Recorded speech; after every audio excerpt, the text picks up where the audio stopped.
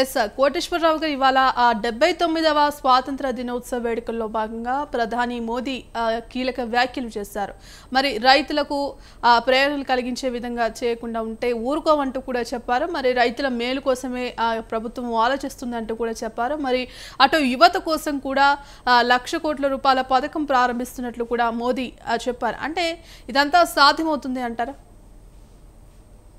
ప్రధానమంత్రి నరేంద్ర మోడీ గారు అధికారం స్వీకరించినప్పటి నుంచి అంటే 2014 నుంచి అనేక విషయాలు చెప్పారు. ఒకసారి చెప్పినటువంటి విషయాన్ని ఆయన మరోసారి చెప్పలేదనేటువంటిది మనం గుర్తుకు తెచ్చుకోవాలి. అందువలన ఇప్పుడు ఎర్రకోట మీద స్వాతంత్ర దినోత్సవం సందర్భంగా చేసినటువంటి ప్రసంగాలకు కూడా అదే విధమైనటువంటి ఆచరణ అంటే వైఫల్యం, చెప్పినటువంటి దాన్ని విస్మరించడం ఉంటుందా లేదా అనేటువంటిది మనం చూడాల్సింది. ఒక ప్రధానమైనటువంటి అంశం ఆయన చెప్పింది ఏంటంటే జిఎస్టి అనే దాన్ని మేము తగ్గిస్తాము అని చెప్పారు. అయితే నిర్దిష్టమైనటువంటి ప్రకటన ఇంకా ఆయన నోటి నుంచి వెలువడలేదు, అధికారికంగా కూడా వెలువడలేదు. ఎప్పుడు ఎన్ని రోజుల్లో వెలువడుతుంది అనేటువంటిది మనం చూడాల్సింది. అయితే మీడియాలో వచ్చినటువంటి వార్తల్ని చూసినప్పుడు 28% ఉన్నటువంటి అంటే విలాస వస్తువులు, ధనికులు వాడేటువంటి విలాస వస్తువుల మీద 25% ఉన్నటువంటి పన్నుని 18% తగ్గిస్తారని, ఇప్పుడున్నటువంటి 5 అంటే 0, 5, 12, 18, 28 వీటిల్లో 2 స్లాబ్లకు మాత్రం పరిమితం చేస్తారండి. అంటే 12% ఉన్నటువంటి దాన్ని రద్దు చేసి 18, 5% స్లాబుల్ని చేయొచ్చు అని చెప్పేసి మీడియాలో వచ్చినటువంటి ఊహాగానం. అందువలన ఆ ఊహాగానాలను బట్టి మనం నిర్ధారణలకి రావటం సరైనది కాదు. జిఎస్టి కౌన్సిల్ త్వరలో సమావేశం జరుగుతుంది కనుక మరి రాష్ట్రాలతో సంప్రదిస్తారా, లేకపోతే ఆల్రెడీ రాష్ట్రాల సభ్యులు మంత్రులు కూడా అందులో ఉంటారు కనుక దానిలో భాగంగానే చేస్తారా, ఏం చేస్తారనేటువంటి మనం చూడాల్సి ఉంది. కానీ వచ్చినటువంటి వార్తల ప్రాతిపదికన కనుక చూసేట్లయితే దీనిలో 2 అంశాలు మనకి కనిపిస్తున్నాయి.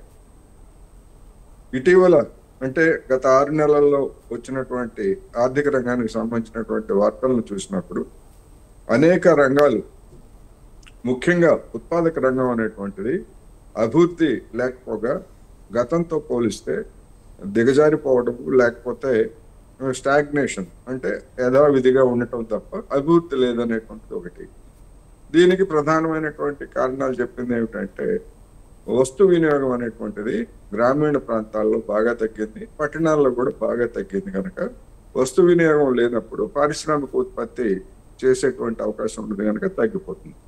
అందుకని దీన్ని రివైవ్ చేయాలంటే ఏం చేయాలి ఏమిటనేటువంటి చర్చ గత 2-3 నెలలుగా, ఇంతకు ముందే నిర్మలా సీతారామన్ గారే ఇటువంటి ఒక సూచనప్రాయంగా జిఎస్టిని తగ్గించవచ్చు అనే పద్ధతుల్లో ఆమె మాట్లాడారు. అప్పటి నుంచి ఇది వస్తా ఉంది. నిన్న ప్రధానమంత్రి గారు నిర్దిష్టంగా దాని గురించి చెప్పారు కనుక ఒక రూపం తీసుకోవచ్చు అనేటువంటిది ఒకటి. ఇప్పుడున్నటువంటి పరిస్థితుల్లో 28% ఉన్నటువంటి జిఎస్టి స్లాబ్ని అంటే ఆ స్లాబ్ కింద వచ్చేటువంటి విలాస వస్తువుల్ని 18% తగ్గిస్తామని చెప్పేసి, ఒకవేళ తగ్గిస్తే ఏమిటి అంటే అది ధనికులకి ఉపయోగపడుతుంది. విలాస వస్తువుల యొక్క ఉత్పత్తిని మార్కెటింగ్ చేసేవాళ్ళు కానీ లేదా ఉత్పత్తి చేసేటువంటి వాళ్ళు కానీ వాళ్ళకి అది 10% పన్ను తగ్గిస్తే మంచి రిలీఫ్ వస్తుంది అనేది ఒకటి వాస్తవం. మరి ఎంత శాతం ఉన్నారు ఈ 28% పన్ను చెల్లించేటువంటి వాళ్ళు?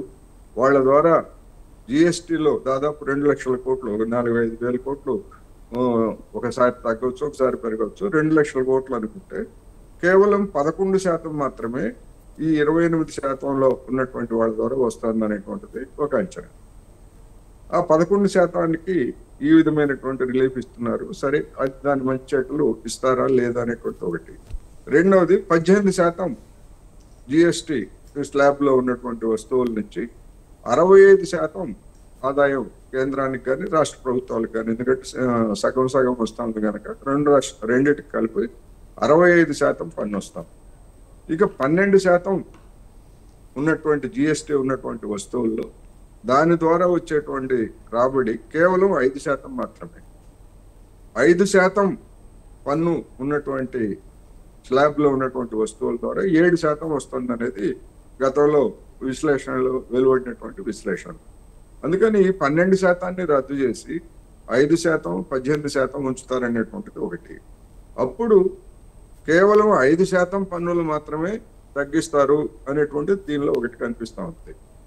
మరి దానివల్ల ఎంత మేరకు మేలు కలుగుతుంది అనేటువంటి ఒక ప్రశ్న అయితే, మరి ఈ 5% 0% ఉన్నటువంటి వాటిని ఏమన్నా మళ్ళా 5% పన్నులోకి చేరుస్తారా, లేకపోతే ఏమిటి? లేదా 5%గా ఉన్నటువంటి దాన్ని కొన్ని వస్తువుల్ని 18%లోకి చేరుస్తారా? ఇవన్నీ కూడా ఊహాగానాలు మాత్రమే.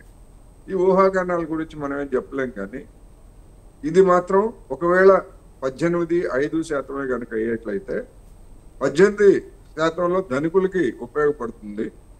మధ్య తరగతి వాళ్ళకి లేదా దిగువ మధ్య తరగతి వాళ్ళకి, పేదవాళ్ళకి ఒట్టి చేతులు ఒట్టిస్తరి మంచినీళ్ళు తప్ప పెద్దగా ఉపయోగపడేది ఏముండదు.